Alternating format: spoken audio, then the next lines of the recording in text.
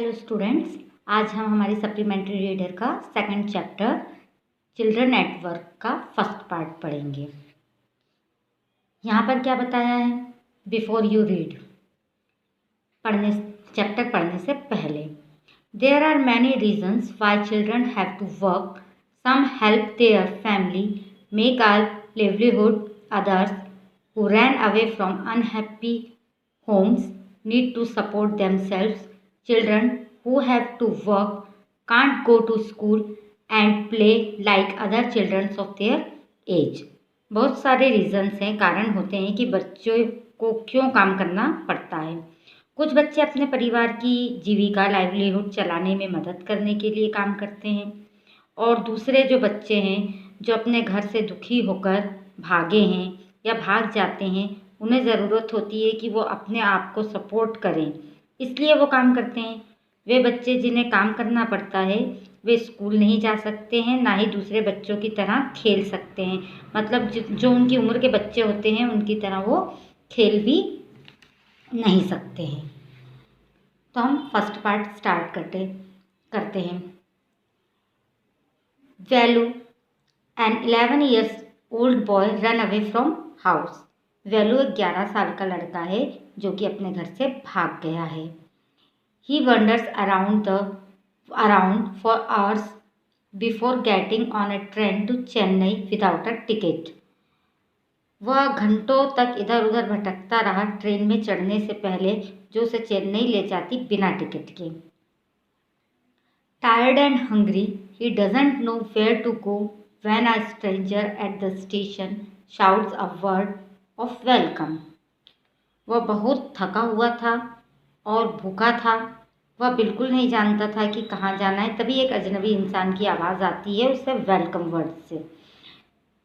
ऐसा हम इसमें पढ़ने वाले हैं, तो हम स्टार्ट करते हैं। When the Kanyakumari Express pulled in at Chennai Central, it took Velu some time to get off. When he finally stood on the platform, his legs felt wobbly as if he was still on a moving train. जब Kanyakumari express Chennai central station पर पहुंची, pulled लिखा है उसका मतलब होता है station पर पहुंचना, तो वो स्टेशन पर पहुंची। वैलू को कुछ ही वक्त लगा ट्रेन से उतरने में। वो ट्रेन से उतरकर प्लेटफॉर्म पर खड़ा हो जाता है।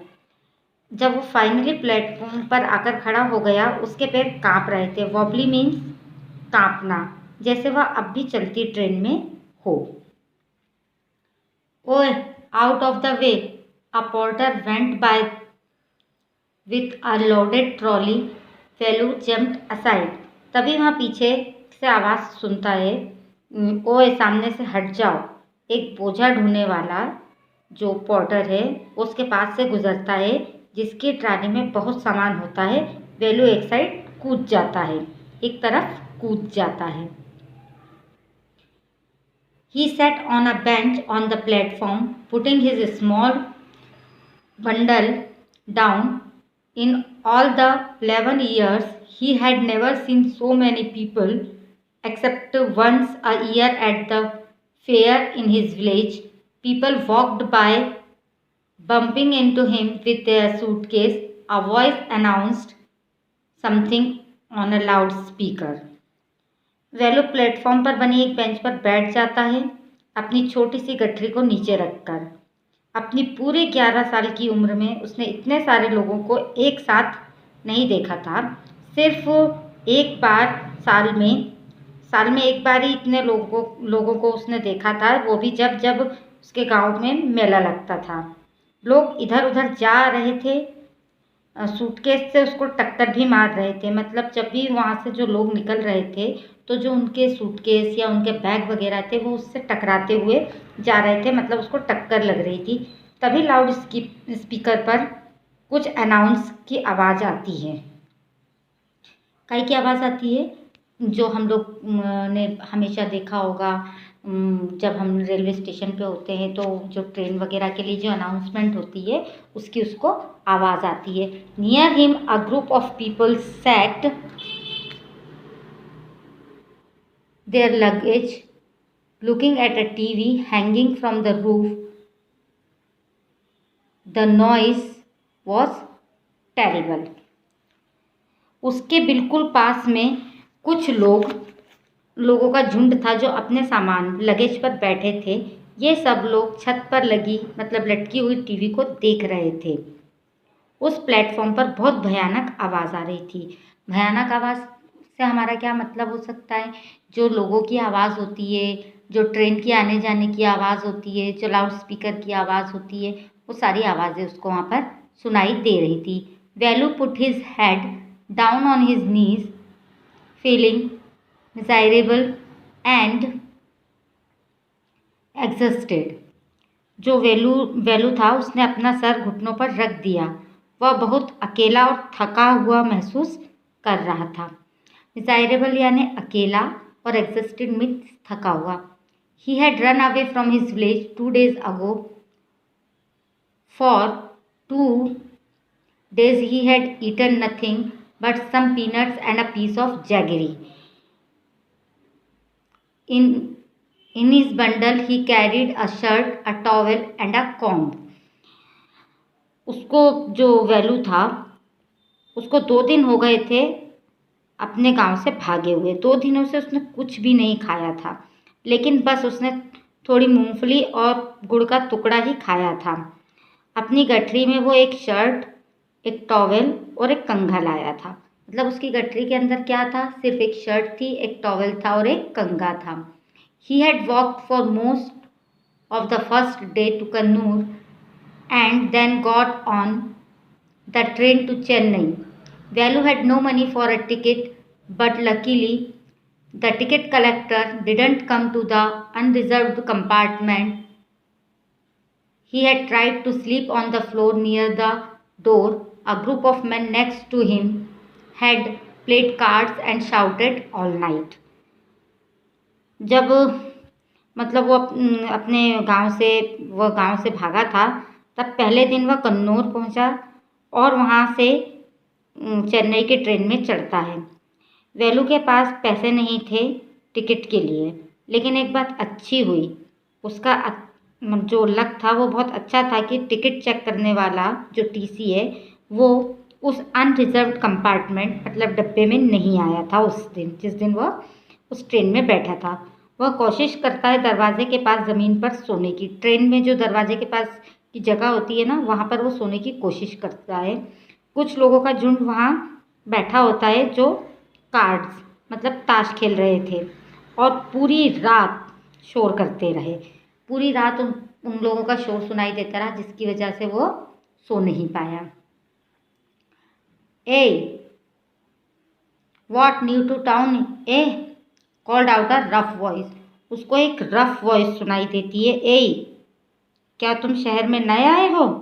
बहुत ही जो रफ वॉइस थी वो उसको सुनाई देती है। Velu opened his eyes. There were a lot of people standing around but nobody was looking at him. Velu ने अपनी आंखें खोली। उसके पास मतलब कि वेलू के पास बहुत सारे लोग खड़े थे, लेकिन कोई भी उसकी तरफ नहीं देख रहा था। ए हियर ए, तब उसको आवाज़ वापस से आती है, ए इधर देखो। He turn around. Behind him was a girl around his own age wearing a long banian that came down to her knees. वह पीछे घूमा। उसके पीछे एक लड़की थी जो उसकी उम्र की ही थी और उसने एक लंबी बनियान पहनी थी जो उसके घुटने तक आ रही थी। Her hair was stiff and brownish and she had a huge sack on one shoulder. उस लड़की के बाल कड़क और भूरे रंग के थे और उसके एक कंधे पर बड़ा सा बोरा था। मतलब कि जो इस पिक्चर में हम देख रहे हैं कि उसने एक लंबी सी बनियान पहनी हुई है और उसके कंधे के ऊपर एक बोरा लटका हुआ है, ऐसा उसके कंधे पर एक बोरा लटका हुआ था।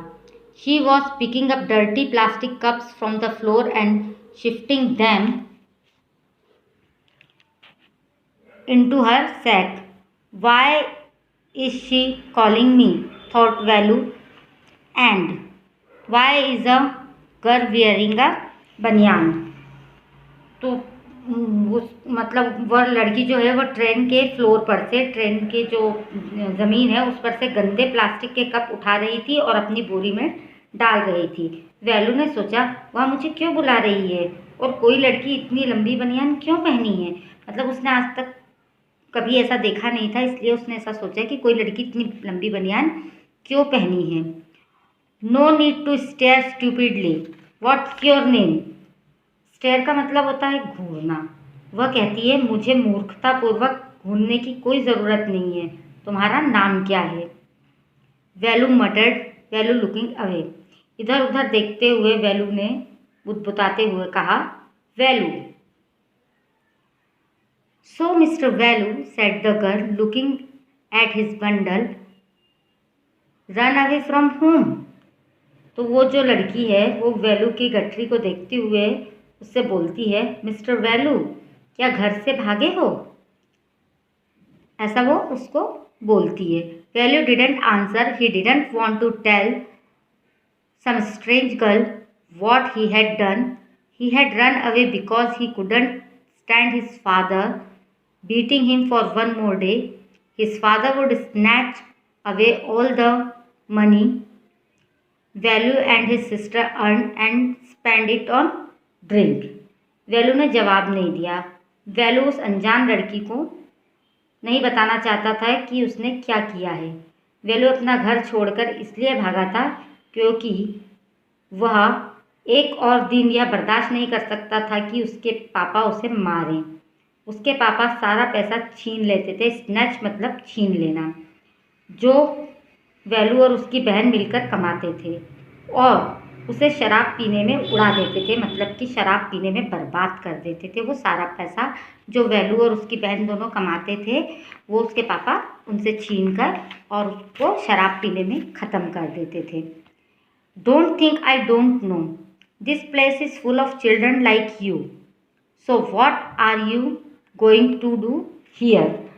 वह लड़की वैलू के पास मतलब वैलू से बोलती है, यह मत सोचो मुझे कुछ पता नहीं है।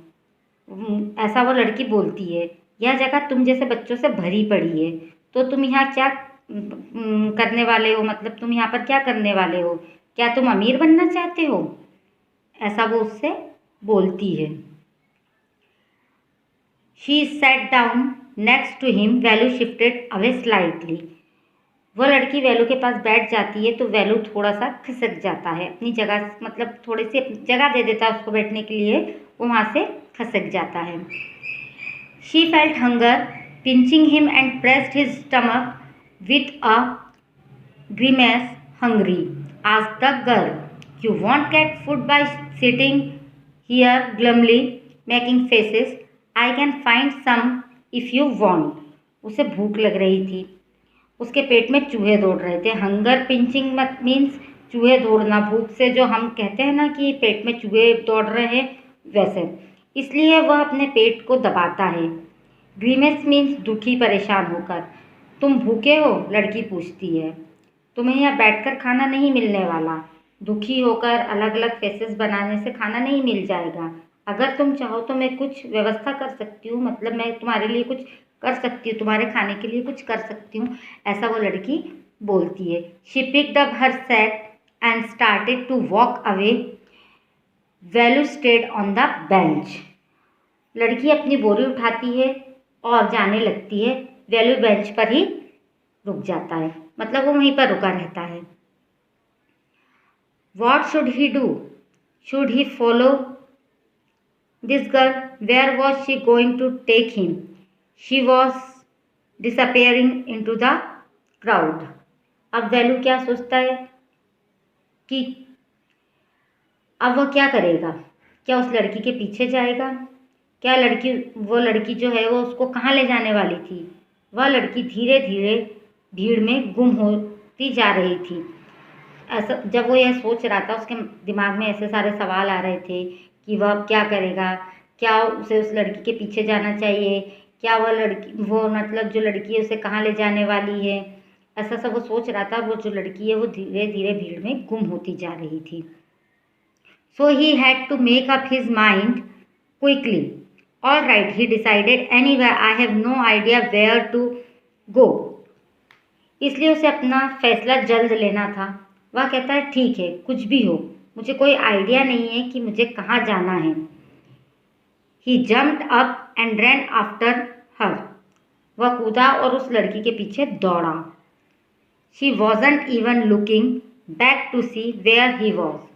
लेकिन उस लड़की ने पीछे मुड़कर नहीं देखा कि वह कहाँ है, या वह उसके पीछे आ रहा है कि नहीं आ रहा है, या वो क्या कर रहा है, वो कहाँ तक पहुँचा है। ऐसा कुछ भी उस लड़की ने पीछे मुड़कर नहीं देखा। तो स्टूडेंट्स, आई थिंक आपको ये फर्स्ट पार्ट अच्छे से समझ में आ गया होगा। थैंक